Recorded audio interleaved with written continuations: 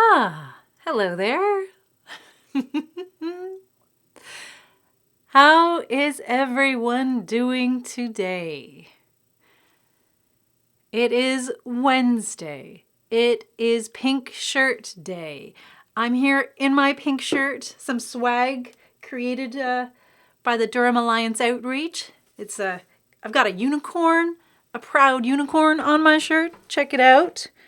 It is cool to be kind. Yep, we are here. We are celebrating Pink Shirt Day. We are making art. We are hanging out. We are connecting with one another.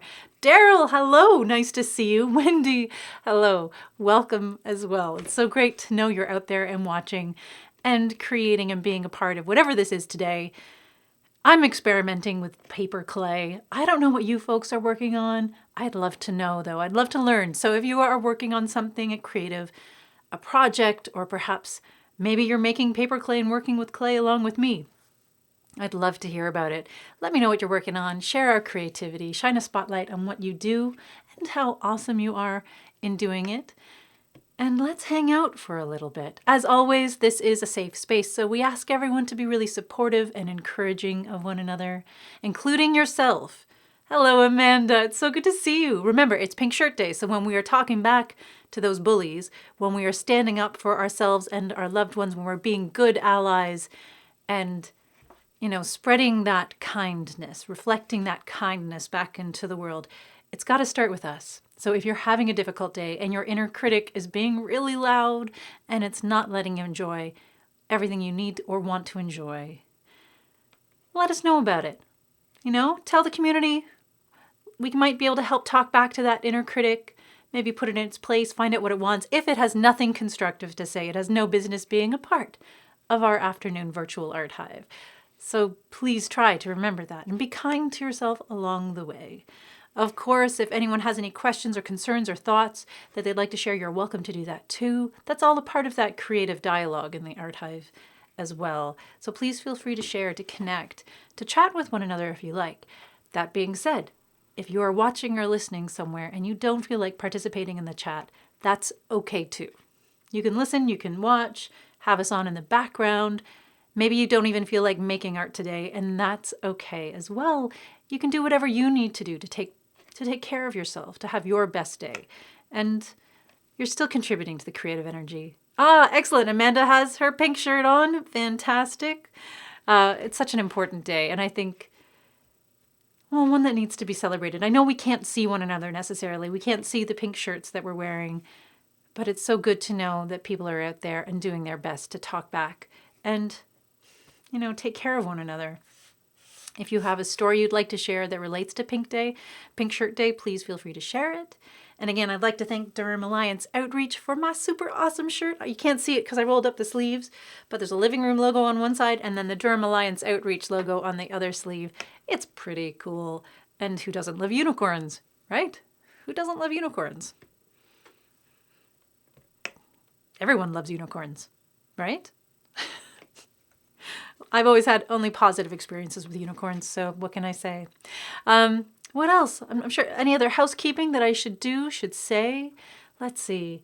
Just enjoy this time. Let yourself create. Hey, Laura. I know Laura. I saw a picture of Laura. Welcome, Laura. On the old Facebook today wearing your pink shirt. Thank you for that. And Jamie, thank you. Jamie Harper, part of Durham Alliance Outreach, who made this excellent swag. I'm also really excited because tonight I get to hang out with the community and their organization and create some pop-up personalized a shrine to self, like a pop-up personal art shrine to you, to celebrate everything unique and wonderful and fabulous about who you are in this world, and to honor all the fabulous things you bring to this world that we'd really miss if you weren't here. So thank you, Jamie and Durham Alliance Outreach, for giving me that opportunity. And let's see, Lisa says, hello, Lisa. Lisa says, I don't have a pink shirt. You know what? That's okay. Maybe you have something pink. Maybe you can make some pink art in honor of Pink Shirt Day. Maybe paint out or draw out a pink shirt. Why not, right? It all counts. And I think the most important thing, obviously, is just being a good ally to ourselves, to other folks in the community who have less privilege than we might have, to be able to stand up and let everyone know that we won't tolerate cruelty, intentional cruelty of any kind. It has no place in a world with, where life is already hard enough as it is. We're not gonna take it. We're not gonna deal with it. Not today. And Momo, hello Momo. Momo says sharing and going to my meeting now. Oh, well, we'll catch your video later. Love the Pink Shirt Day. Oh, same to you. I hope it's Pink Shirt Day in Montreal as well. I'm not sure if it is, but enjoy your meeting and catch you later. And Laura says, yes, I think this is to unicorns. They are the best horned beast. I agree. Amanda's saying you have school tonight. Fantastic. So that's another note to all the students out there and everyone who works with students. I know this is a really stressful time. There's a couple of reading weeks going on. I know that there are a lot of projects and exams and tests and things like that. And plus for everyone out there, well, it's late February. I don't know about you, but around this time of year, I always feel a little bit, I don't know, a little bit gray. I'm looking out my window right now and I'm seeing a gray sky out there. Yeah, it's hard not to feel a little gray sometimes. So maybe today can be about accepting the gray, but finding ways to introduce that color back into our lives, right? Hello, Shelley, welcome. And Brenda's saying, I'm so right. I'll just take that. That's fabulous. I'm not sure exactly what I'm right about, but I'll take it. Jamie saying, Laura, you could always reply. Oh, interesting. Oh, so maybe reply post on your Facebook to raise awareness. So I'll let that conversation happen. But please, feel free to share links to what's happening or spread the word about not only your art that you are making or projects you're working on, but if you are an organization out there in the community like Durham Alliance Outreach doing really cool things with the community, please feel free to share those links here so we can raise awareness about creating a kinder, smarter, more engaged, healthy, more vibrant community, because I think that's something we all benefit from. And humaning is hard. So whatever we can do to make that humaning a little easier for one another counts. And I think art is a great way to do that. So let's see, let's get Brenda saying, love the shirt. Amanda Lynn loves unicorns. Again, who doesn't love unicorns? They're amazing. All you can see is a little unicorn horn popping up here right now. But maybe I'll stand up later again. Well, I'll stand up right now. I just love it so much. It's so much fun. Check that out. That's cool, right? And it is cool to be kind. Now, Shelley's saying she's not in a crafty mood. That's okay, Shelley. You can do whatever you feel you need to do in this moment, right? And who knows, maybe the craftiness will creep up on you. Maybe the artsiness will find its way in. And plus, as all artists know, and we are all artists here, I believe that, the Living Room believes that we are all artists, sometimes you just need some downtime. Sometimes you just need some time where you're not making. That time is really important. It's self-care time, but it's also the time where we absorb ideas, where we reflect on things we've created in the past, perhaps start getting new sparks, new creative ideas for what lays ahead. That downtime, that non-creative time, is really important, and it's still a part of the creative process, if that makes sense. So let's see. Oh, okay. So what I'm going to do is I'm going to switch over so I can begin working on the art, but I'll still check in with the comments. Let's see, because I'm seeing from Crystal Courtney. Crystal out there watching, they're watching on the TV. Oh, so that's always an interesting thing to hear, to think of myself on somebody's TV like that. But they cannot see the comments or reply from the TV, which is not fair. You're right, not fair. But, that's part of that technology. I'm so grateful we have any of it to begin with. So if you want to say something to Shelley or Crystal, just keep in mind that they may not be able to see the comments. And you know what? If folks, including myself, are a little slow to respond sometimes, it might be because of the same thing. We might not be able to see everyone's comments just because technology is quirky that way.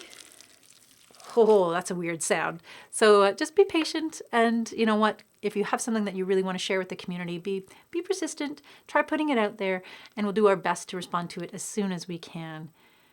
And excellent, Crystal saying, I'm going to make a pink something on a shirt. Perfect, lovely, love it. And Laura's saying, yes, Laura did a post of your pink sweater. It's excellent. And Laura was letting everyone know this morning that it's Pink Shirt Day. Such an important thing. Okay, I am working.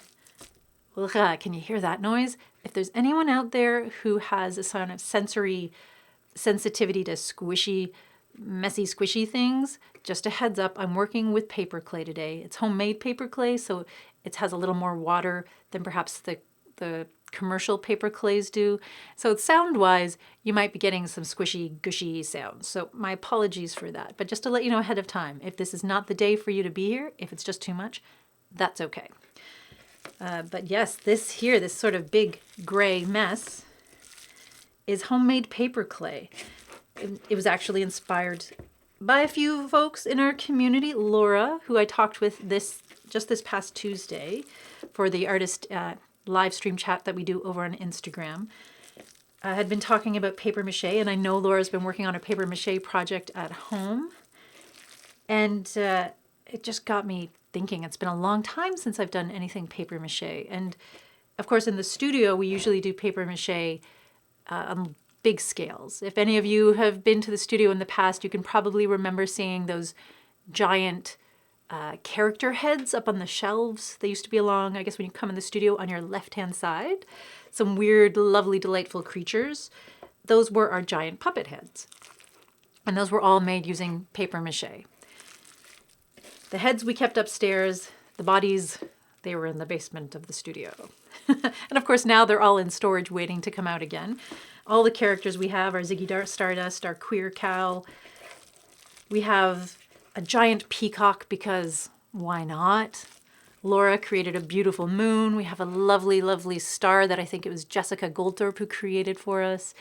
We have these wonderful giant puppets, but I miss paper mache so much. Ah. And Shelley's saying not home, but hate missing this program. Well, thanks for watching on the road. And there's Marta. Hello, Marta. So folks, if you have any questions, you can also ask Marta. Marta's one of our fabulous placement students working with us. Marta does the artist card exercise activity every Monday. Just really beautiful stuff, helping me anyways, reflect on my creativity, what it is to be an artist, the things that help move me forward, the various barriers or, obstacles that might come in my way, to fully kind of accepting myself sometimes. I know we all have days like that where it's difficult to accept ourselves and our artist nature. We might wonder, we might think we're not good enough. We might think what we have to say isn't important or profound enough. Or we might worry the opposite, that it's too intense, too scary. But it all counts. It's all so important. And so is play as well. So being able to remind yourself why we create in the first place, why it's important, why it matters. Such a huge part of being human. Hello, Nicole. Nicole says, I've been making hats on a knitting loom lately. Oh, gotta love those knitting looms. The circular ones? Is that what you mean? They're fantastic. And Nicole, you wish that sister of yours a happy birthday. I think it's her birthday day too. There's a lot of birthdays later. Marta just had her birthday recently as well, as Shelley pointed out. So this is awfully wet still. So I'm going to add a little cornstarch and see if I can absorb some of that moisture. But yes, the creative process and owning our creativity is so, so, so important. Being patient with ourselves, allowing ourselves to tell the stories we need to tell and the way we need to tell them. And today, for me,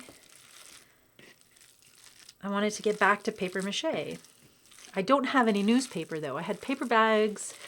I had some napkins from some takeaway food that I'd been stacking up, but they just sort of been sitting around, not really to be used as napkins. So I thought, you know what? Why not mix up some paper clay? I've been really excited to try this out.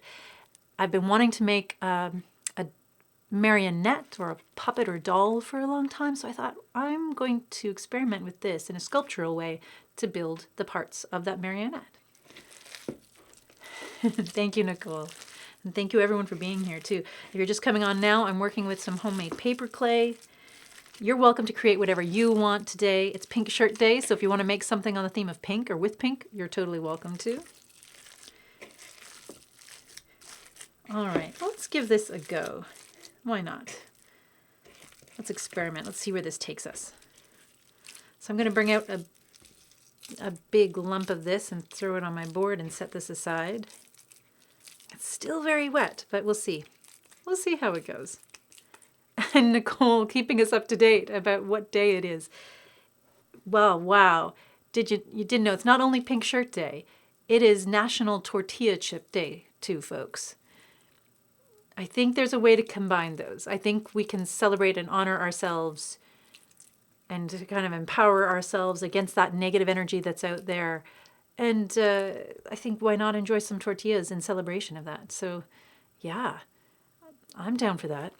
Okay, put that aside for now. Put that there for now. Let's put that over here. So yeah, big lump of gray stuff. Now my hands are all messy here, so I'm going to try and scroll down and enjoy and see the comments. All right.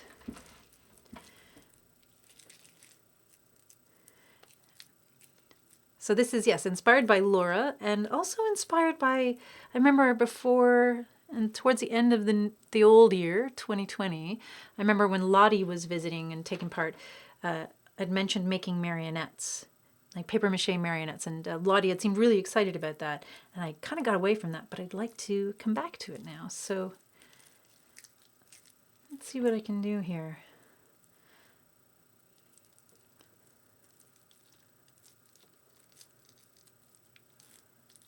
So I'm going to use the wire as kind of the base. I'm going to play with this. I might need to make a little more of a base inside, a little more armature, as they say.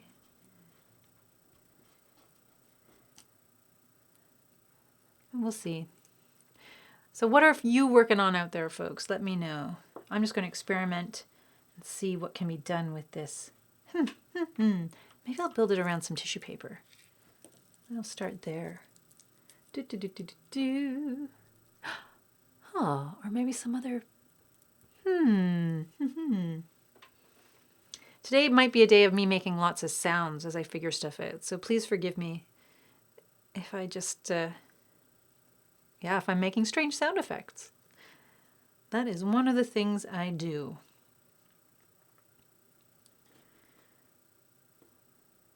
Okay. There's so many great recipes for paper clay online.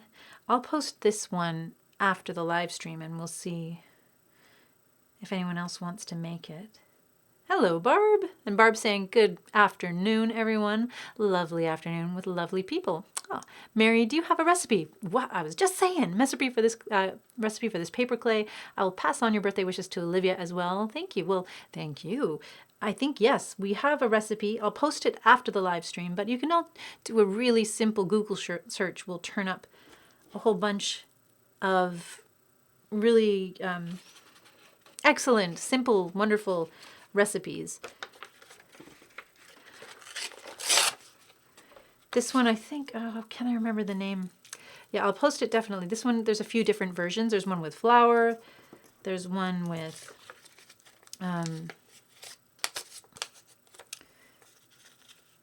there's a sort of like a gluten-free version as well. This version uses paper, shredded paper. So I think in the recipe she actually uses toilet paper for her paper clay. Just soaking toilet paper in water and letting it kind of become absolute mush, then squishing as much of the water out of it as possible, then mixing in some, oh yeah, I almost forgot to add the head as well. So let's add the head before I get too carried away. Then she adds in some, what is it? The polyfill, like the plaster wall filler kind of stuff. So I've done that as well. And she uses it more as a base, or like not a base, a kind of surface to the different armatures she creates. She's more of, this artist is more of a sculptor kind of creator. Which is fine, of course. Yes, I'm wondering if this is even a little too wet. I'm going to see what happens. I'm going to add a little more flour just even onto this board here and see what happens. The flour, I think, in the recipe she uses is to absorb extra water, so I'm going to be using corn flour to do the same here, just until it becomes a little easier to work with. So there's also, so I think the ingredients were, in her recipe, toilet paper, water, a kind of polyfill plaster filler paste, white glue, any kind of, it could also be the clear Elmer's glue, just the simple glue you find at the dollar store. And I think she wanted a little bit of mineral oil, like baby oil or something in there as well. It's not essential. Maybe it makes the texture of the clay a little smoother, perhaps. Very sticky stuff. And you'll see in the videos she shares that she really she puts it on top of the sculptures, like the cardboard armatures that she's made, with a palette knife just to smooth it over, give it a firm, solid finish. But again, not essential, not necessary.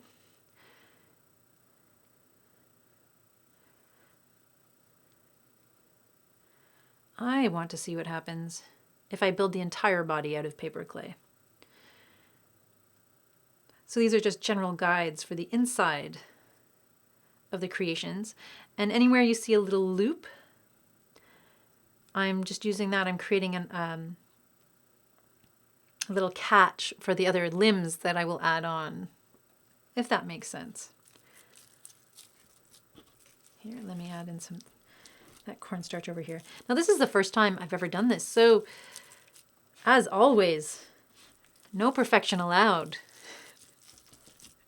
This is an opportunity to play and make mistakes, and I sense that I will make a few mistakes today.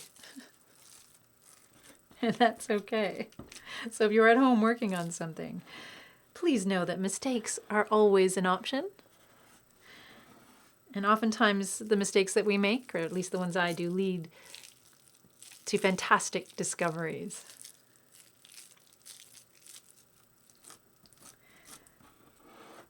So why aim for perfection? Just do the best you can and see where it takes you. And those mistakes, when or if they happen, can be fantastic opportunities, fantastic learning opportunities, fantastic discoveries, opening new possibilities up. So let's see, here we go.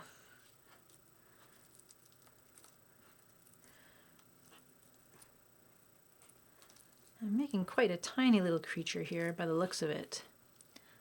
I'm wondering if maybe my pipe cleaner is a little too small. Perhaps it is. Perhaps it is. So I'll put that aside because I might use that for another creature. I have a lot of paper clay that I've made here. Hello, Cur5, Prin, how you doing? Hope you're all doing well. Hope you're doing well too, wherever you're at. Such fantastic, all the fantastic creators we have out there in the community. It's such a privilege. And I got to talk to Cur5 a few weeks ago in an Instagram artist chat. It was just lovely to meet our wonderful creative community that are abroad. Because of course this weird and strange time has enabled us to connect with so many other artists that we wouldn't have otherwise met if we were only thinking about and focused on working, where we're at in Oshawa. All right, so let's wrap this up. Let's do something with this.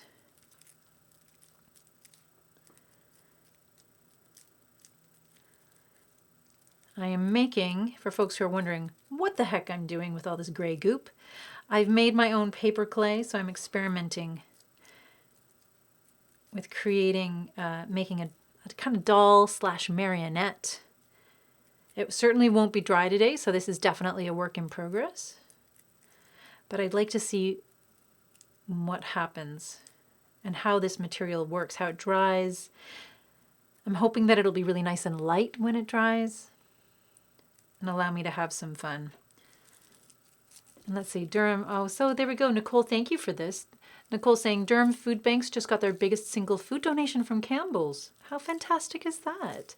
They donated thousands of packages of goldfish crackers thanks to the initiatives of the heroes of What Soup Do You Play For? everyone should look it up. What soup do you play for? That's fascinating. I didn't even know, had no idea that that was a thing. But you know what? Anything to help, anything that helps with any kind of food security. So many folks, so many of us are out there, and of course you don't always know. Oh, I forgot to add the neck in. Haha. There we go. I'm going to have to open this up again. See, there we go. Mistakes, wonderful mistakes happening already. Food security is one of those things you never know. You never know when you'll need it until you need it. And it can be easy to, if you have that security, to unintentionally other folks who are out there who may need it. But I know so many artists, so many people in the community where food banks have been the things that have made the difference between going hungry and feeding their families. And yeah, maybe like, who doesn't like, well, I don't eat goldfish crackers, but hey, what a wonderful treat. I love that people are out there and doing what they can to support their food banks. Give it a go and see. Oh, this is really mucky. I can see why people prefer using paper clay as a surfacing element. But let's just get it out there. Let's just see what we can do here. I want to embed it deep enough.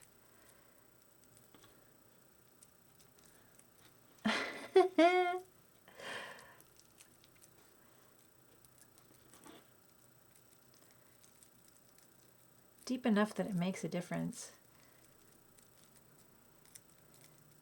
But not so deep that it feels like that it has no shape. Does that make sense? This will definitely be a bring it back in a future episode to see how things turned out. There's an alternative way of making these marionettes as well, and I might experiment with that too in this, if there's enough time today. So let's see.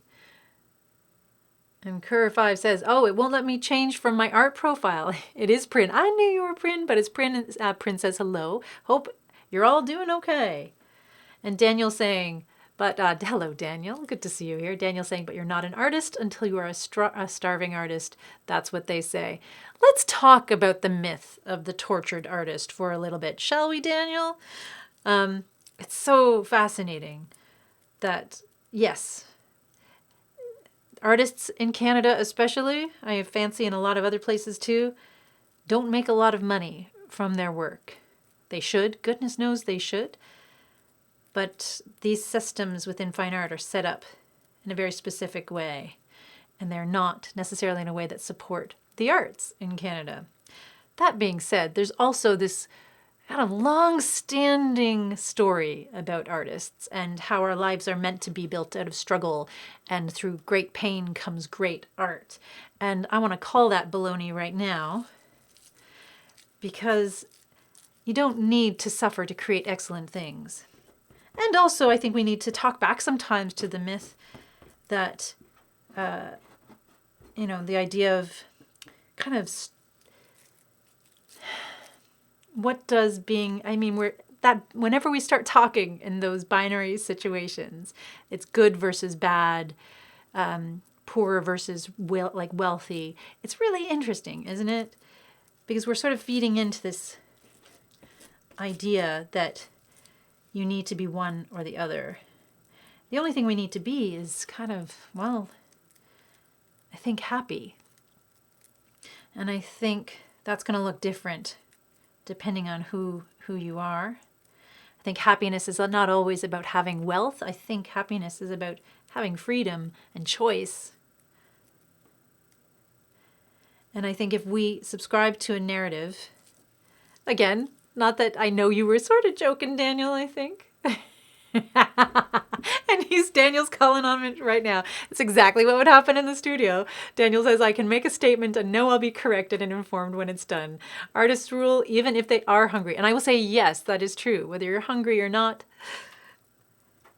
I think we need artists out there. But I also want to remind everyone that you don't need to suffer to be an artist. You don't need to be poor to be an artist. You can be. You can be an artist who's struggling. You can be an artist who's poor. Those things are all very, very true. But that's not what makes you an artist. And that's not what makes your art matter. It's one of those interesting things. The reason I bring it up is because it's so easy for a lot of artists out there, a lot of makers, a lot of creators to believe that their pain is what makes their work worthwhile. So if they are not suffering, then their work somehow isn't worthy. It's not important. It's not saying the same thing. And it's actually one of the barriers, the things that prevents a lot of artists from seeking help, from reaching out for mental health support. A lot of, how many people in my own life have I met who are hesitant to take medications or go see professionals who can help them feel like a human being again, because they're worried that somehow their art will be different, that their creative voice will suffer. Not true. Not true. It might change. When our views change in the world, what we have to say, what we want to say might change. But what makes your work important will still be there. And Daniel's saying, yes, absolutely. Oh, I'm glad you laughed, Daniel. These are the kind of conversations I miss having in the studio. And it's so good to know you're here. Look at that. We can still have those conversations. And I can hear you laugh. I can hear you laughing. Daniel is fantastic, always providing opportunities for really enriching conversations. Even though sometimes he may not intend to, but sometimes I think you do. You know you're pushing my buttons. And I don't mind. It's a great opportunity. And these are important conversations to have. Because I think we live in a culture that's sort of puts wealth and with wealth, having money makes things easier. That's absolutely true. Absolutely. And I kind of look forward to the day where I can say, yeah, that's true. But I know from the very little privilege I have that it is. But being poor does not mean that you're unhappy. It doesn't have to mean that. And I think we've seen that in many, many, many places, many lives growing up. For a lot of us who haven't had a lot. And for a lot of people who've come into money somehow and it hasn't cured what ails them. Just making some little sausage arms and legs, and then I'm going to work on the head.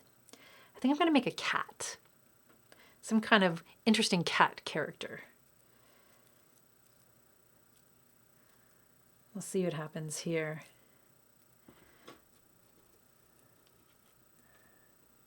And I might add on to this. This might take a long time to dry too. But after the live stream, I've got a hairdryer here. I might start by turning the hairdryer on it.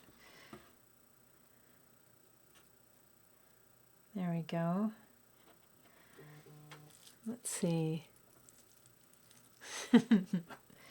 But yeah, the myth of the tortured artist is an interesting one. It still hangs around. It still hangs around. This idea that we're not allowed, artists aren't allowed to be happy. And I'm not sure it's only artists alone. I think there are other people out there that are kind of saddled with these strange stereotypes. That the only value is in their suffering, that the only reason their stories are worth telling is because of the suffering that's involved, and it's just not true. We need to celebrate joy. We need to celebrate silliness. We need to be able to have that as well. And Daniel saying, absolutely, oh, yep, no, curve 5. Oh, Prince saying, I do like a convo that tests where you're at. That's true about money. It doesn't maketh the person. It certainly doesn't make the person. Now, I think poverty and justice is a whole other thing as well, because that is something, it's like a systemic thing, isn't it? Where systems are set up, whether intentionally or unintentionally, to keep people in certain positions. That's a whole other thing, and we need to address that. We need to have conversations about that, to say, why is this happening? Why do we let it happen still? Who are the people in control that are ensuring that these kind of injustices continue? And yes, you don't have to be wealthy to have those conversations. Let's see what I got here. I'm going to cut that and make it a little shorter. Shall I? No, I'm not going to use my fabric scissors. What are you doing, Mary? Oh my goodness. If I was at the studio, I would have saw someone doing that. I would have freaked out. Yeah. Finding ways to lift one another up and create space for all the stories. And let's see, Nicole's saying, I don't think my cats have moved all day. I envy your cats. Someday that would be so great. Some days are like that, aren't they? You just want to have, just want to stay in one place. I just want to stay in that little spot of sun and enjoy just being still. Hey, Dawn, nice to see you. Welcome, welcome. Donald says, I don't think I would be an artist at all without a lifetime of pain. Interesting, but art is my escape. The constant need to escape has created me as an artist. I sure wouldn't wish it on anyone, but it is who I am now.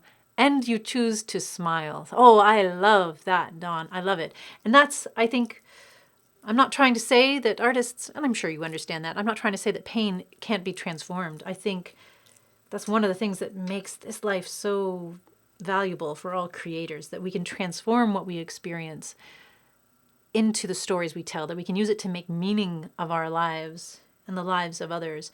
And everything we've been through becomes a part of that story. It's value added, but it's not essential.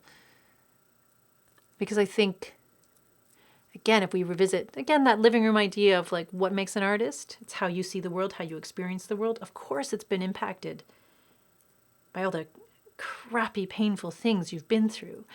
But more than that, I think it's how you've dealt with those things, how you've encountered and survived and thrived beyond those experiences. And that's a beautiful thing. And that can be done from a place of joy and peace and balance, as well as a place of pain.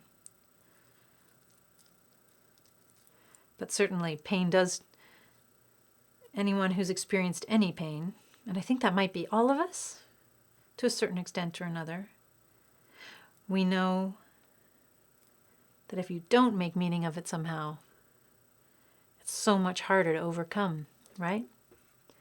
And let's see. And Carlos, yes. Carlos saying yes to silliness. It's the window to awesomeness amidst a world of wobbliness. Excellent. Yeah, I think embracing that as well, as much as we embrace the pain, if we can change that narrative, how wonderful would that be? We have many stories to tell, each and every one of us. They don't have to be exclusively about our suffering. I think being able to relate and find the common ground between us often comes through those experiences, but it can just as well come through joy and surviving. And I think there are many survivors in this chat right now. There are many people watching and listening from home who have survived so much. I'm not, and I would never minimize the pain or the suffering that anyone has been through. But I also want to honor and celebrate how you thrive, how you survive, how you overcome, how you continue. And that is a joyful story. That is a story of joy. And yes, sometimes silliness, because silliness, I think, has saved me a few times. Oh, and this is looking cool. Well, thank you, Prin. A little bit sausagey right now. I wish it was, well, you know what? It's all an experiment, but I am excited to see how the different pieces have come together. There's another way of making marionettes, which I think I could try if there's time, and maybe I'll do it on another day. Just using simple things like newspaper and masking tape. Just really simple materials. You can crunch up the newspaper and wrap it with masking tape. Masking tape is great because you can paint it as well. So you don't need a whole lot of materials, a whole lot of fancy things to do something really fun. And let's see. Oh, here we go. Oh, my fingers are all covered with clay, so I can't scroll as easily as I normally do. And Carlos adds to that, howdy. Howdy to everyone else on here. I hope y'all are staying safe and well and being kind to yourselves and each other. Yes, because as a reminder, it is Pink Shirt Day. I'm not sure if it's Pink Shirt Day in the UK or all over the world or just here. But Pink Shirt Day is a day where we stand up to bullies. We celebrate our fabulous uniqueness. Honor that within one another. making the decision to stand up and be an ally to those who maybe don't have the same privilege or strength that we might because of what we've been through, because of what we've witnessed. Let's see. Oh, and the conversation about silliness continues. Laura saying, the pain and silliness both come out in my art. Grateful for that. Yeah, and that's a thing too. It's not, again, a binary conversation. The pain we experience can be something we laugh about together. It can be something, again, I think it's about that, how we move through things. That's always more interesting than the thing we sit in. And Prin asking, have you watched any Wallace and Gromit? I have. I'm a big fan of Wallace and Gromit. Do other folks out there know Wallace and Gromit? It's like stop motion animation. I'm sure people, you might have seen it and not known that it was Wallace and Gromit. But they do so many, that artist is so fascinating. And so I think my favorite sketches of, I can't remember the name of the artist. Someone out there might know the creator, the Wallace and Gromit creator. If you do, please feel free to post it in the link, because I know one of my favorite things they do every year. Usually I see it around the holidays where they kind of have real conversations with real people and then take those conversations and overlay them into stop motion figures of dogs, of birds, of hamsters. It's such a delightful thing to watch and to see ourselves as little animals and critters. Just that ordinary human being kind of thing. It's lovely. But I can't remember the name of it. Is it Creature Comforts? Is it something like that? Somebody out there's got to know. Put it in the links. Nick Park. Thank you, Prin. Nick Park. Indeed. Yeah, Wallace and Gromit. Such... I'm sure if anyone had one of my favorites is the Chicken Run, which is a great movie. I'm pretty sure that's Nick Park and the Wallace and Gromit gang. It's so funny and so lifelike and so moving. So moving. And Creature Comforts, yes, thank you. Excellent. If anyone can Google that, Google Creature Comforts and give it a watch. It's just really lovely. Just ordinary human beings having simple conversations about things. And I don't know, one of those art forms told, of course, by the artist that puts things in perspective somehow. And Carlos saying, I love this honest dialogue about pain. It can be so tough to explore, but it's important that we do so when we feel safe. True, Carlos. It's something we can talk about much easier when we feel safe. In the moment, you're right. That's a whole other thing, isn't it? I had a deep loss last year, and the pain was overwhelming and almost suffocating.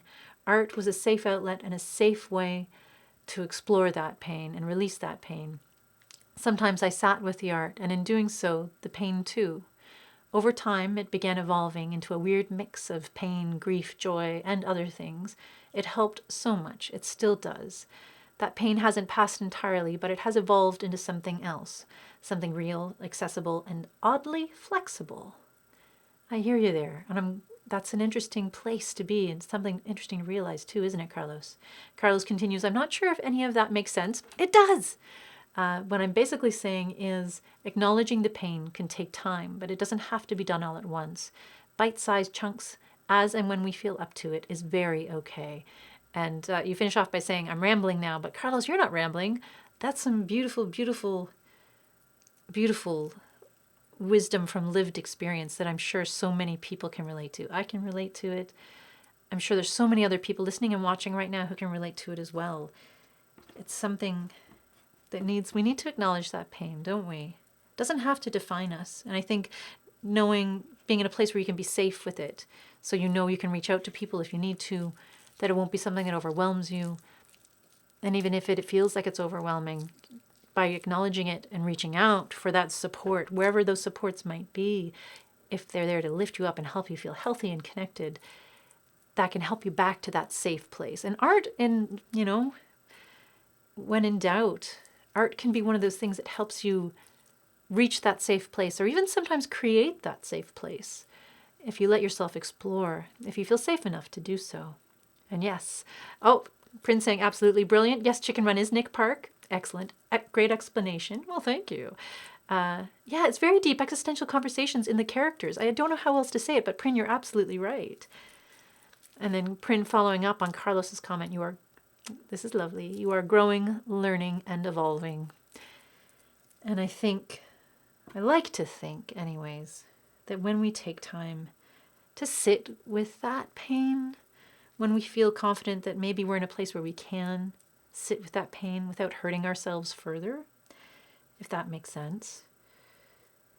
There's much to be learned from it, and we shift that pain. The pain begins to transform into something else, something perhaps even hopeful. And I think one of the signs to me that pain is shifting, at least in myself, and sometimes I think perhaps in folks I work with or things I've seen at the living room, I know it's beginning to shift when people are creating about it. So when folks are writing songs about what they've experienced, when people are making collages that speak to things that are hard to give words to, it's beginning to shift somehow.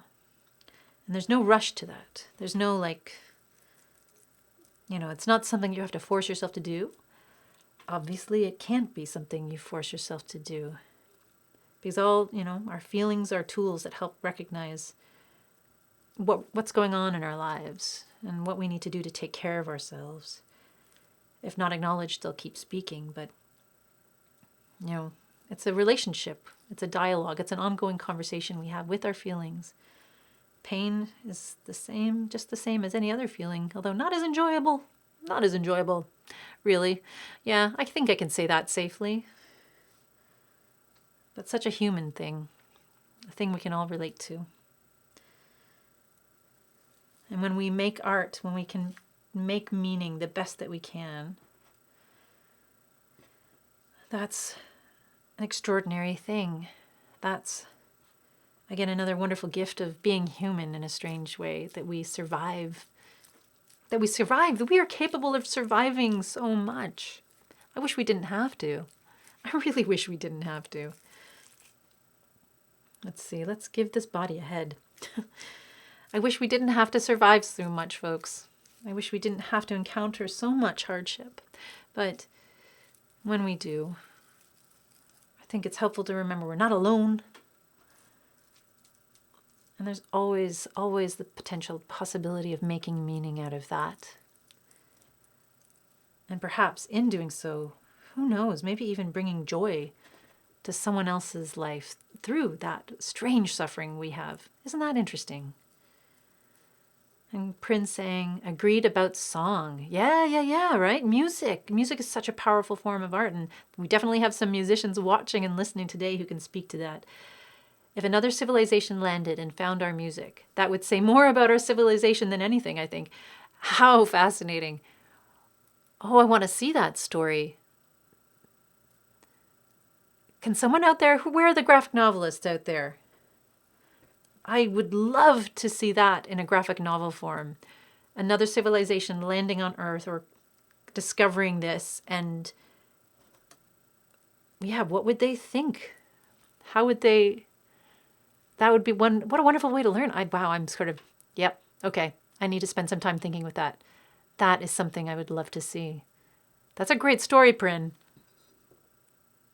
That's a great story. And what would they learn? What would they learn? They would learn so much. You're right. Every possible thing, the good, the bad, the weird, the uncomfortable, the celebratory, the joyous.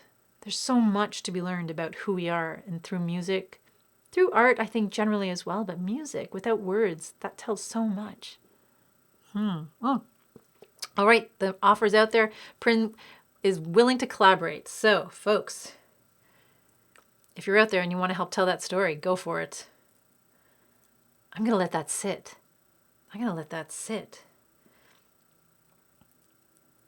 I can feel it. It feels like a very visual thing.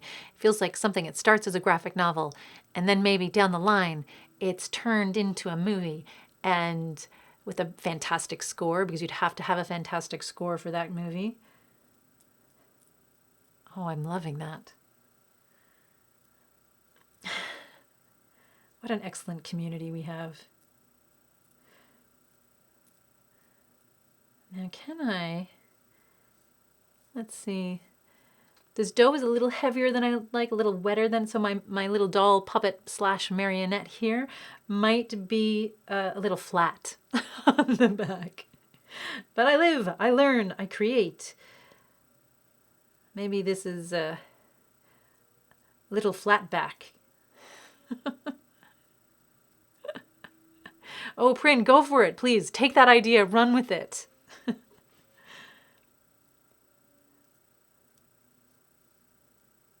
Okay. Let's see what we got. All right, that's a good place to leave that, I think, for now.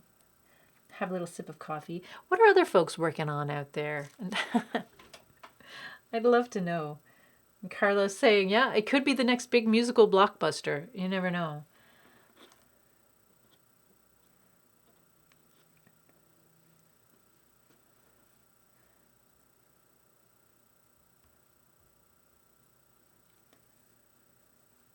Let's see. Let's give this some... I'm wondering if I should give this some eyes right now or wait and see. Let's see. And Carlos says that piece is looking awesome. At present, it looks like Tim Hughes' Iron Giant. Well, yes, I suppose there's an Iron Giant element to this. Well, yeah, I haven't looked at that or watched that in a long time. Wow, maybe that's a sign I should go revisit it. Or the Guardians from Ghibli film, oh, Castle in the Sky. I don't know if I've seen Castle in the Sky. There are many, there's got to be many Studio Ghibli fans out there, yes. Those worlds are so, oh wow, they're just extraordinary worlds.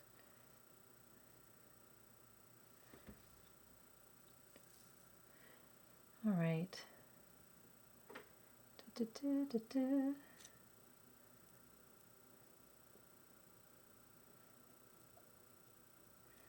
give some eyes there, and a little nose. Oh wow, Nicole's you're helping her mom with rug hooking. I didn't know you see, rug hooking is one of those art forms. Now, are you like latch hooking or rug hooking? Because I know sometimes those things can be, sometimes they get confused, but I know they're very different art forms as well.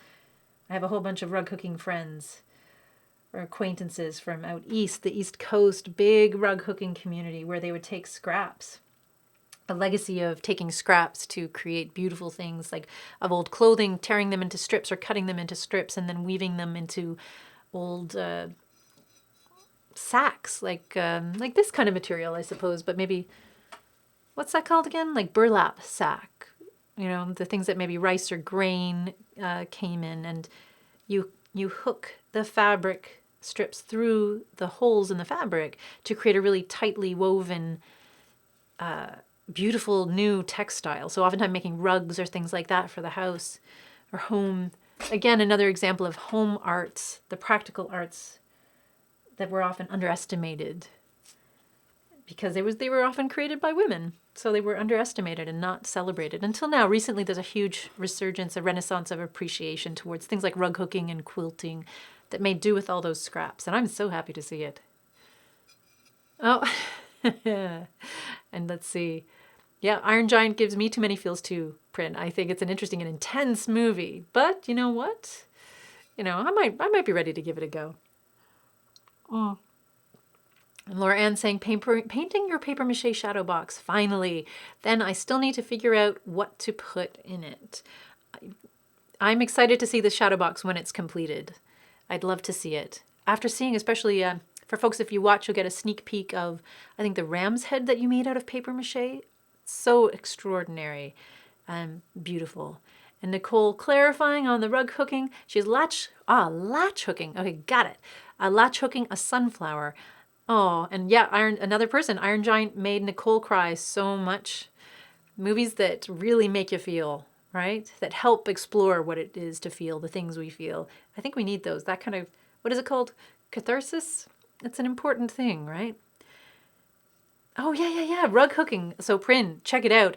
If you, there's got to be some online exhibits of rug hooking. East Coast rug hooking. I know it happens in other countries as well, but some of the Canadian rug hooking traditions are just extraordinary.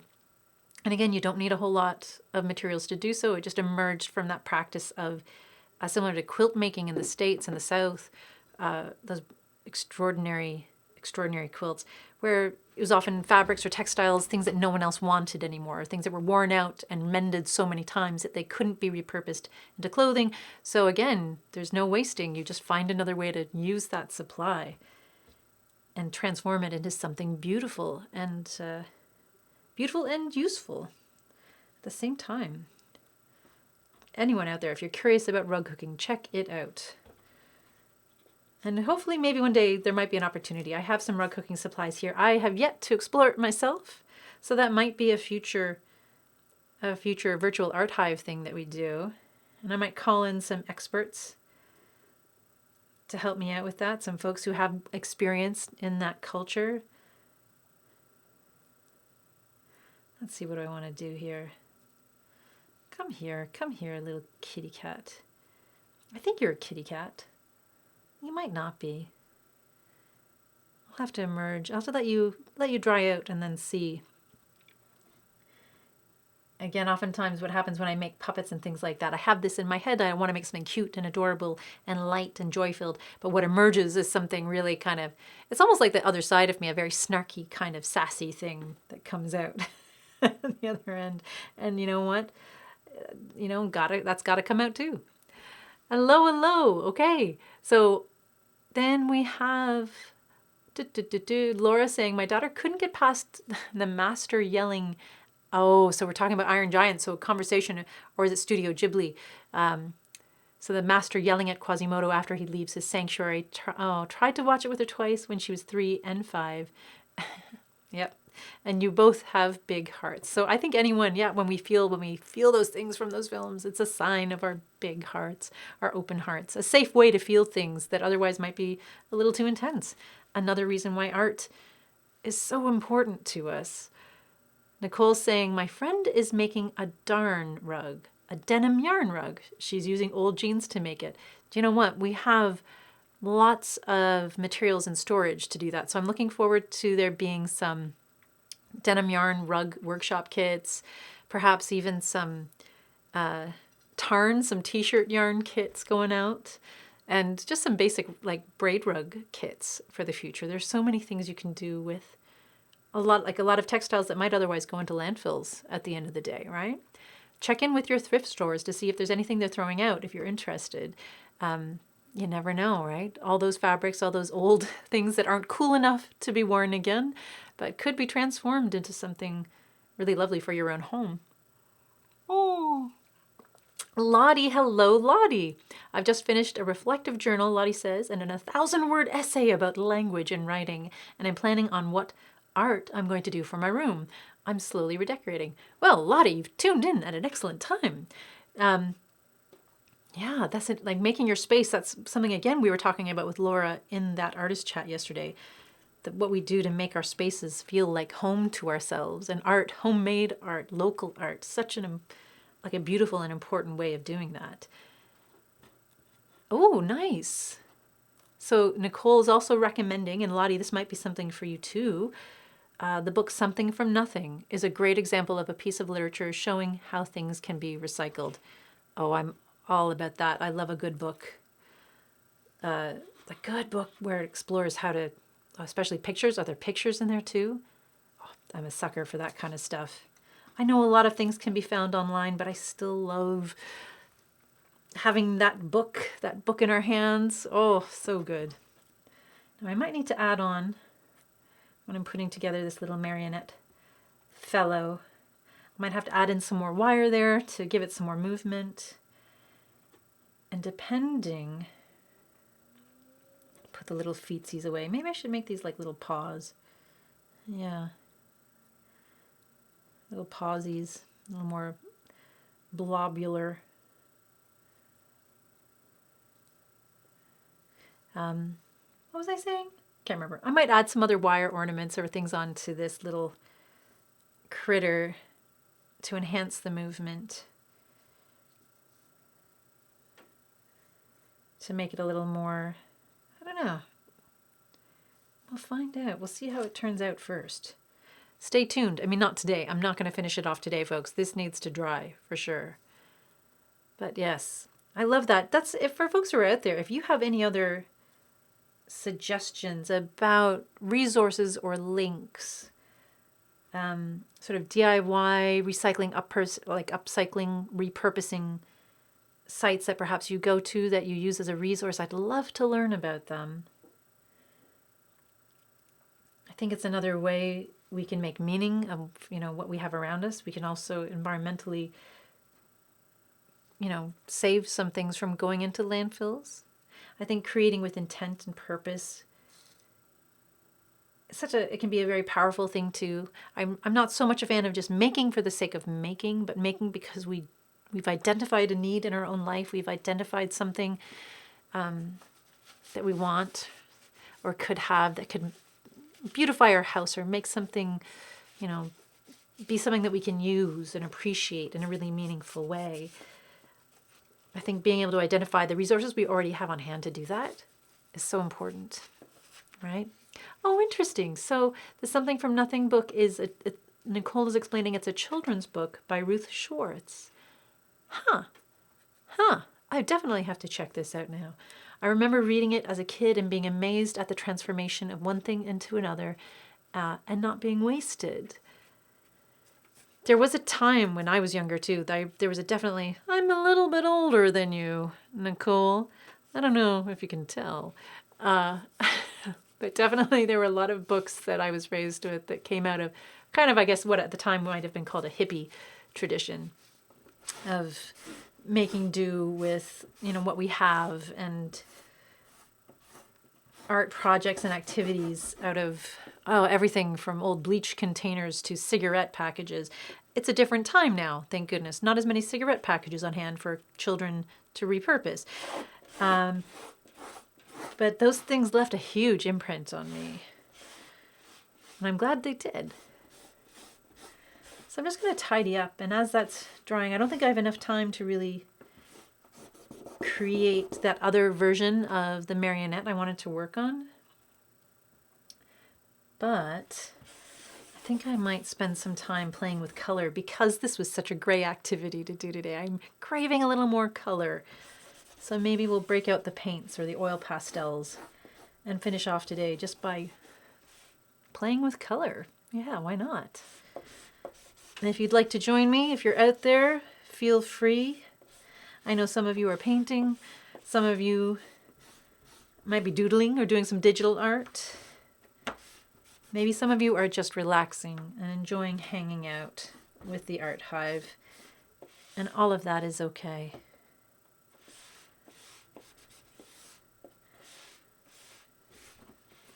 Oops, come here. All right. But I think that conversation, that beautiful conversation, and I want to thank everyone who contributed, who's still thinking about that conversation, about what we do with our suffering, what we do with that pain, that very human experience, and how we find joy, how we thrive and overcome to create and to make meaning out of our pain. I want to thank everyone who participated in that conversation. And I hope,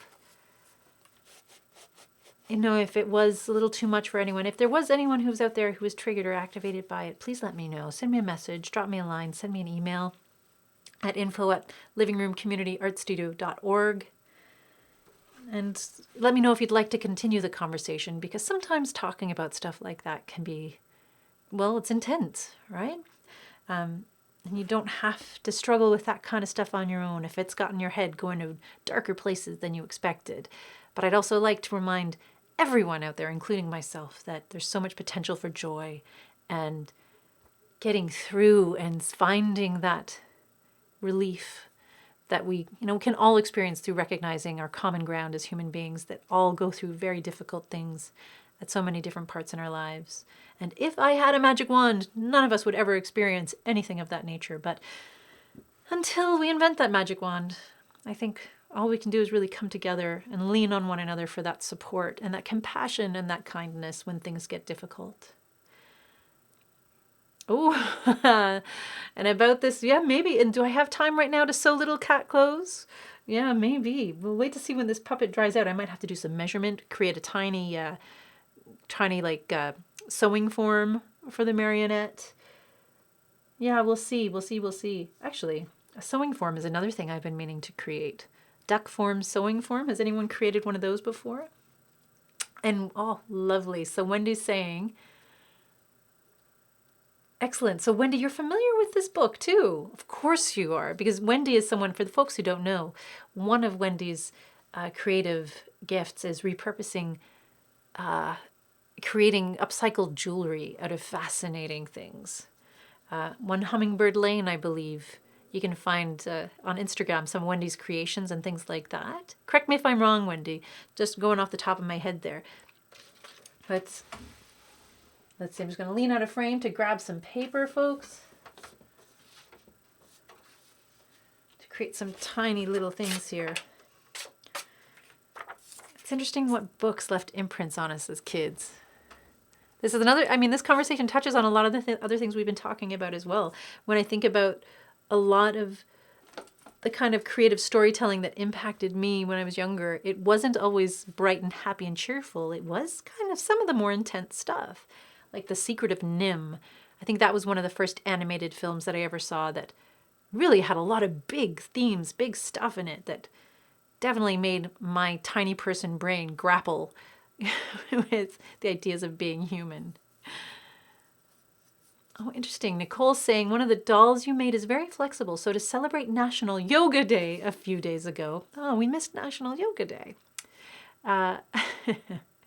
It was standing in a tree pose for the day. Another one was doing downward facing dog. Nicole, have you ever thought of creating an Instagram account just for your dolls? Like a living kind of account of their day-to-day activities? I don't know about anyone else, but I would love to see those little pictures of just them doing their doll stuff, you know, on the various theme days of the year.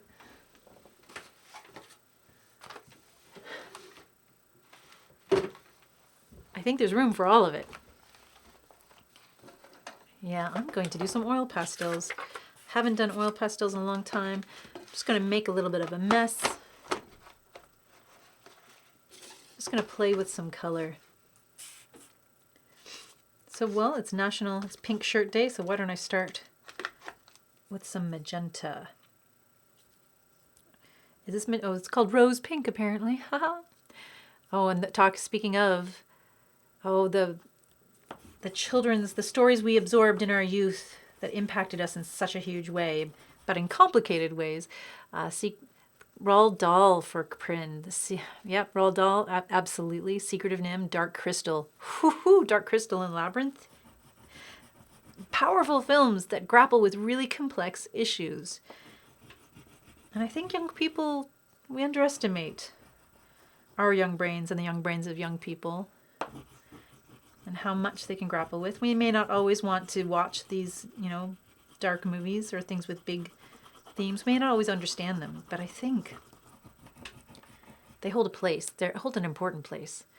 And Carla's saying, Secret of Nim, no way. I watched that as a kid and it blew me away. It was so dark and real and beautiful. To this day, it's up there as one of the most underrated book/animated films I'd read. Yeah, absolutely. It's so powerful. And I don't know. Folks out there, you can chime in. Let me know what you think about this. How those powerful stories, is it important? Is it a good thing for younger people to feel those things, to see those things, to talk about those things? Absolutely. I feel that conversation point is one of the most important things, having that support again around you so that you feel like you can ask the questions about the darker things. Such an important element. And and Laura's saying to Prin, you just saved Laura the trouble of typing all those titles out. Absolutely. And Roald Dahl, Carlos saying Roald Dahl had and still has a profound influence on me, as it did the artist Quentin Blake. Oh, wow. Quentin Blake is another artist. I don't know how I'm familiar with Quentin Blake, but I imagine if there are other, I'm not sure if it was a Canadian thing. I don't think it was a Canadian thing. I think it was a kind of UK thing. But I'm trying to remember the first time I experienced Quentin Blake's artwork, how it happened. And Nicole saying, Secret of Nim made me cry. It made me cry too. Still makes me cry. Rockadoodle is still one of my favorites. You know what? I haven't seen Rockadoodle, Nicole. It's still one of Nicole's favorites. I still have the figures from Dairy Queen. Of course, the branding that goes along with it. Luckily, I don't think I remember any Secret of Nim branding that was sold at restaurants. Maybe that's a good thing. And explaining Quentin Blake. Oh, yes, Quentin Blake is one of my major art influences. Well, now I can see that. Oh, my goodness. Shucks, should have said that when I spoke to Mary last week. Isn't it funny? We forget what we know. We forget the things until they come up in conversation. We forget the things that helped build us somehow. The influences that culturally were there, that helped guide us, that helped form us. And maybe there's a reason for that. Maybe it's a good thing to forget so that we can remember again and refresh it. Music is often like that for me. I'll feel called to listen to certain kinds of music, and suddenly songs that I haven't heard in decades, because I'm old, will just flash back and bring along with it new insights, new revelations about who I am and why I am and how I am. And Carlos saying, you're right. Mama H watched it with me and chatted it out. Also talking about the films again, that wonderful support. So sounds like Carlos watched it with his mom and they chatted it out with afterwards. There was a good space to talk about some heavy stuff in a safe way. I remember that conversation to this day. Wow, what a beautiful memory to have. That's extraordinary.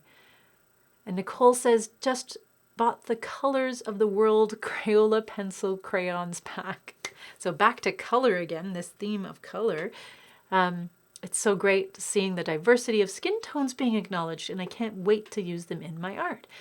That's really cool. That's really, really cool to see stuff like that rolling out finally. Yeah, no, we're just beginning to have these conversations about how, well, this is, maybe we'll save this for another live stream, but kind of the impacts of, I'm gonna say it, Daniel Cullen, if you're out there, here it comes. But there's this kind of colonizing influence in the art world and the fine arts world that reaches everywhere from photography all the way down to the colors we have available and the names of colors we have available. It's out there, and like there's a kind of racist, I won't say it's an agenda necessarily, but it certainly serves a lot of, I was talking about this today, how a lot of the fine arts materials we have were sort of built around and catered towards people with white skin tones. And I remember there was one time at the studio where we had our paint drawers and we had them organized by colors. And I can't remember if it was a volunteer or a student, but was just going by what the bottle said, because oftentimes they were donated. And some of them were called flesh tones. So there was a drawer that had flesh tones on it. But when you opened up that drawer, it was just this weird peachy pink color that didn't really look like anybody's skin tone. But anyways, that's another story. But again, it's like a really interesting reminder of how we don't often question things if we're not like confronted by them, if we don't feel like, until you can look at it and say, that doesn't represent me, that doesn't represent everyone. And we don't always have that experience unless, unfortunately, we have that experience. But yes, there's a whole system out there in art that has set up everything around the white experience, even photography and things like that. This idea of the white balance, it's very, very interesting. But perhaps we can save that for another conversation, because I want to dive in there and explore that. Yeah. I might need a little help or guidance along that from folks in the community who can speak from lived experience of being on the other side of that. But again, it's something you don't think about it until you have to think about. But I'm glad that companies like Crayola are finally addressing this and taking action. That's fantastic.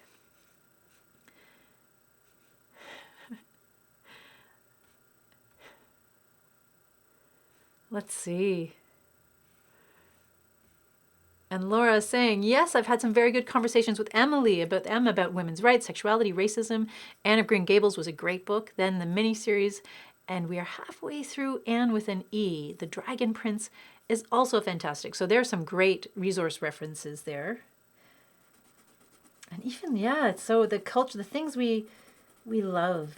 I have a friend who, Emily Brusgard, who I've interviewed in the artist chats, who's actually working on a couple of fantastic articles right now, examining Anne of Green Gables, but from I'm going to do a very poor job of explaining this, so maybe we'll have Emily back to explain the angles of the articles, but examining the narrative of fat phobia and body shaming within Anne of Green Gables, which is a really fascinating thing. Again, things you wouldn't necessarily pick up on until, like, if it wasn't hurting you, if it wasn't directed at you in some way. But it's because we just accept it. But again, being in a space where you can have conversations about these things, about the cultural, the arts, things we consume, makes all the difference. I think art is meant to be talked about. It's meant to be engaged with and not just absorbed passively. And I love that we live in a community that is willing to have these conversations or be open to exploring what it means. And maybe why something, and it doesn't have to take away from the appreciation of it at all. I'm going to still love Crayola, even though they were shaped in a world that didn't recognize racialized people. It's not going to make me stop using their stuff, but it definitely helps me make more informed decisions moving forward. And it helps me see the world a little differently. And hopefully a little, I don't know if I can say smartly, because I don't know. I'm still on that journey. But, there's a lot of stuff there. There's a lot of stuff that we can still learn and be aware of. But conversation is key, I think. Being willing and able to have a dialogue about it.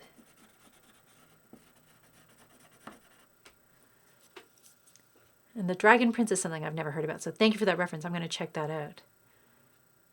And Nicole's saying, yeah, now Nicole has a whole box of skin tones to choose from. We can represent the world as we see it a little more effectively. We can make choices, freedom to choose what we want to create, how we want to create it. Until the options are available, there's no freedom. And let's see. And yeah, Laura says, remembering the flesh tones drawer day, the flesh tones colored drawer day. I think Laura was there the day that drawer was changed. Yep, it was a good conversation. And Prince saying, amen to that, Mary, an elite narrative and ideology that needs to be challenged. It's being challenged. Yeah, let's challenge it together. And I think if you're out there perhaps listening and you're thinking, I never thought of that before, I never really realized that before, that's okay. Sometimes, again, we don't realize these things. We don't think about these things until it's pointed out to us. It's not always it can be like awkward discoveries are okay. Awkward discoveries count. And it's not me sitting here chatting with you about this. It's not to make you feel bad, not to make anyone feel bad. It's just to, again, highlight something that we don't often have a chance to talk about. But you know what? When companies like Crayola do stuff like that, they're giving us an opportunity to talk about it. I really appreciate that. It's important to talk about. It's important to talk about challenge and change. And then we begin to recognize who are the voices who aren't a part of the conversation and why. Nicole says, one of the main questions I get in my crocheting and knitting groups is finding skin tone yarn. Interesting. Thankfully, people have made charts with suggestions, and the variety of tones people suggest is wonderful. So this is an interesting thing. And I wonder if part of what makes, or what could make those conversations, especially on online groups where you don't necessarily know, we don't know who we're talking to all the time, or what their life, what their lived experience is. Again, just having options is really important. But always trying to have in the back of our minds, at least, I don't always do a great job at this, but I try, is to imagine who might be on the other end in a more complex way. Yeah, I don't know. It's an interesting thing, isn't it? It's an interesting world we're all a part of. I'm glad to be a part of it.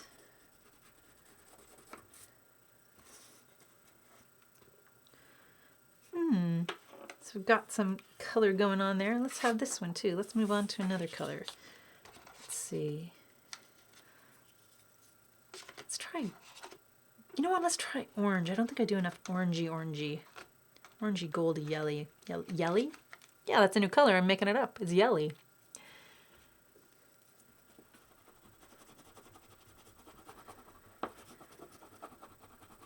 There'll always be more to learn. I have to, remind myself of that as well. Because sometimes it's easy to beat myself up when I make mistakes, when I'm not as self-aware as I could be, and boy, that happens a lot. I'm learning new things every day about how I can human a little more effectively. And there's always going to be something I don't know, because I only have my own experiences to base things around. And that's one of the reasons why I love art. I love reading. I love listening to music. I love discovering and exploring as much as I can, and that's another reason why, going out beyond what we may feel like our own comfort zones, to explore, to look at other artists we've never encountered, to hear different voices, different experiences, and making space for those previously unwelcomed voices, whether it's LGBTQ, whether it's racialized people, people of color, indigenous, black, women. A lot of women have been excluded. A lot of trans women are currently being excluded. A lot of trans men, a lot of non-binary community members. There's so many voices. The voice of folks who've experienced poverty, who feel that their voices aren't important or valued because they don't have, that thing that makes them feel comfortable in the art galleries and all of that. Like, there's lots of reasons why certain voices and experiences aren't represented in the arts, wherever we are. Whether in arts, I'm saying like galleries, sure, but I'm also talking about TV, movies, books, newspapers, journalism, YouTube, technology, right? What do we see? And what are the things we're not seeing? I think that's always a good question to ask. And it's okay, it's okay to learn. It's okay to make discoveries. I guess the important thing, maybe the thing that I hope for, is that I'm always open to the discoveries, that I'm more often than not welcoming the new knowledge and processing it and really doing my best to consider it whenever possible. The day I stop learning, oh my goodness, I don't know. That's a weird day. I don't want to contemplate that. But yeah, whose voices aren't being heard? And we all make mistakes, so we can all be kind to ourselves along that journey as well, I think. As long as we keep trying. Keep trying, right? And what a day. The more, I'm excited for the times we're in, because we are beginning to see and hear and discover new things, new voices, and be exposed to other experiences that perhaps we haven't been.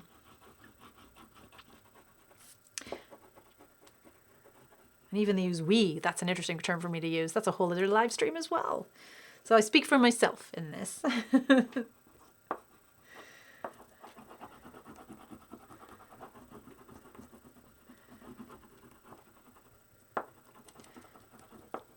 the more voices, the more creative voices we have,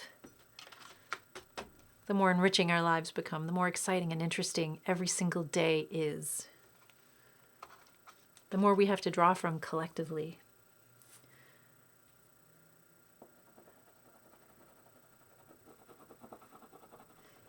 Does that make sense? I feel like I've gone on another rant, a classic Mary rant.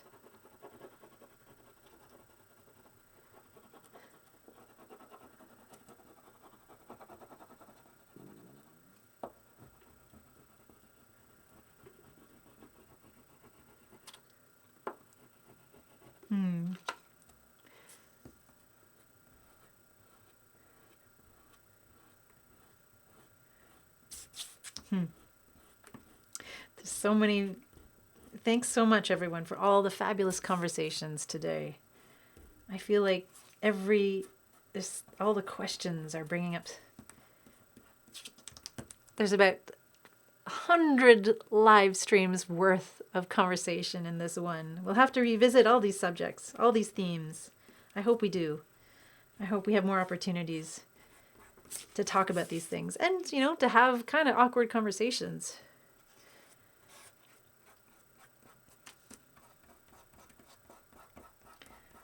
And I know there are folks out there with lived experience, and if you're welcome to chime in if you want. But I also understand if it's just a time to take a break and absorb. You don't always have to step to the front if you don't want to. You don't always have to contribute. Do what is best for you.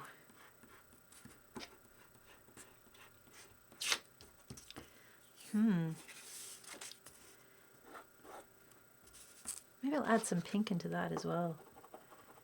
Oh, I'll do another one with pink and orange. Sometimes it's just fun to play with color.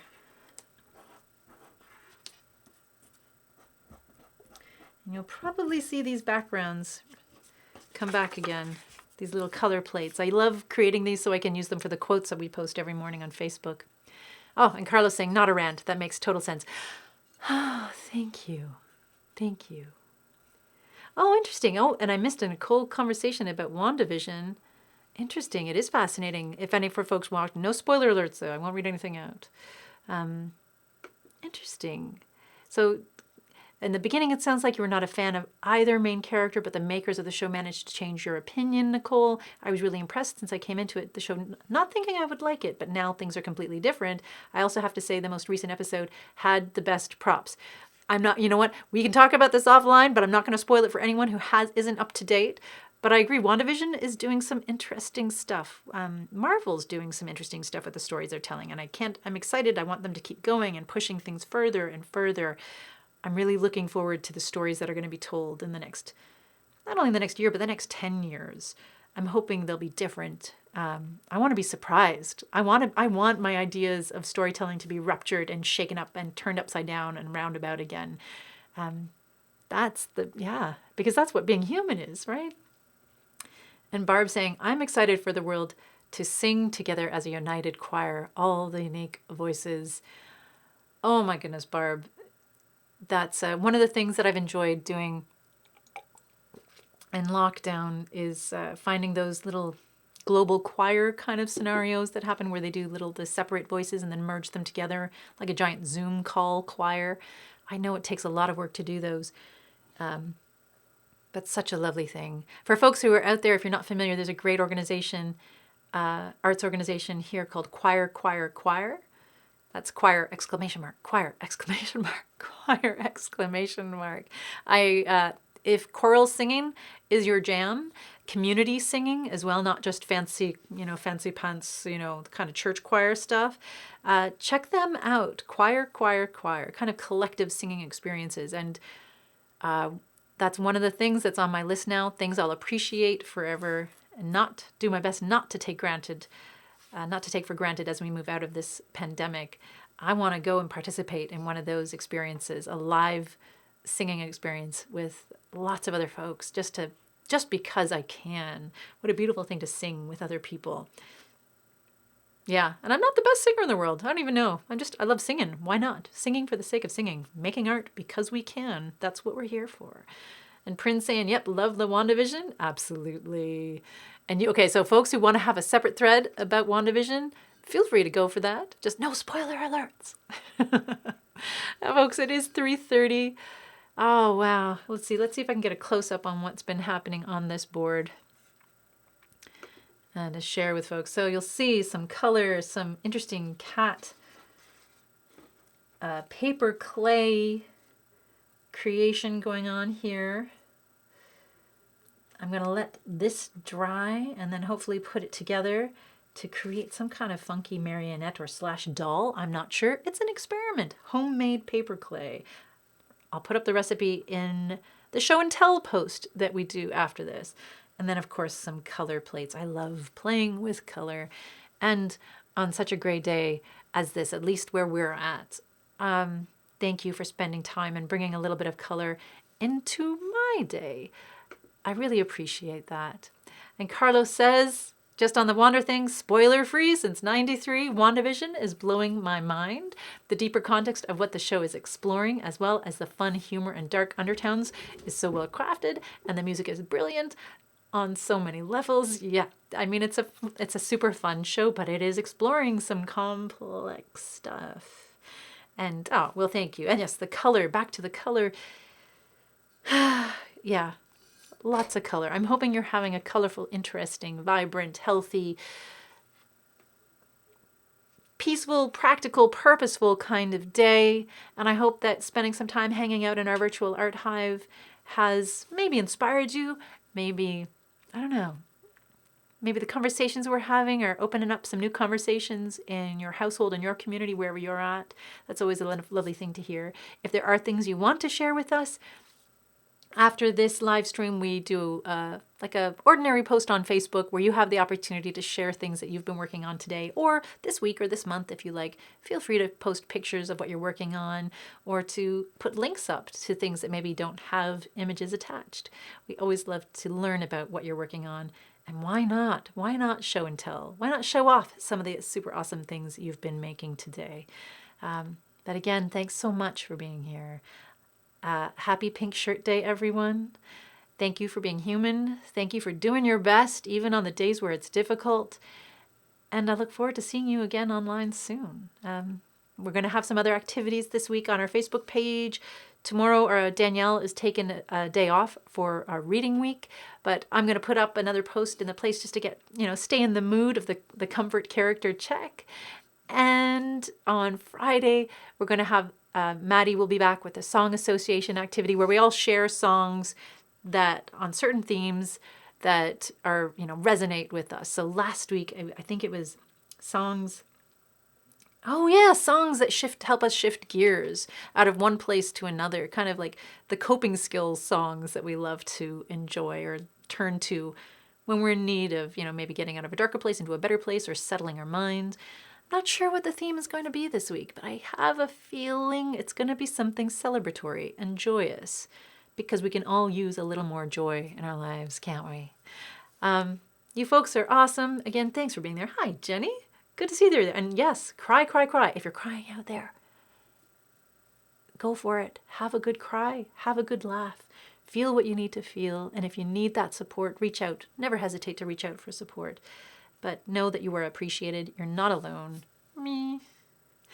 And we'll be back to create with you more. Oh, yeah. What? Today's Wednesday? Tomorrow? It takes me forever to wrap up. My apologies, folks. I do love a good ramble. Tomorrow night as well, Thursday night. Just a shout out to Nikki, who will be running our Thursday night art jam. So some folks out there might recognize Nikki from the coffee catch-up groups that happened in our Facebook rooms, but in 2020. Well, Nikki's going to be back tomorrow, Thursday evening, to hang out at 7 p.m. and make art with folks until 8 p.m. and just chat with the community, see how folks are doing, and share that creative energy in a really positive way. Thank you, folks, for being here, and thank you. Laura's saying thanks so much for being here. And yeah, good conversations today, everybody. I love that. It's just like we were in the actual studio space. Go figure. But I will wrap up now. Otherwise, I will stay and chat forever, and Alice needs her walk. So until we can connect and create again in person, I look forward to creating and connecting with you right here online. Take care, everyone. Thanks for being who you are and doing what you do. You matter, okay? Mwah. Have a wonderful, wonderful day or night or week or month. We'll see you again soon. There we go. End live video. See you soon, folks.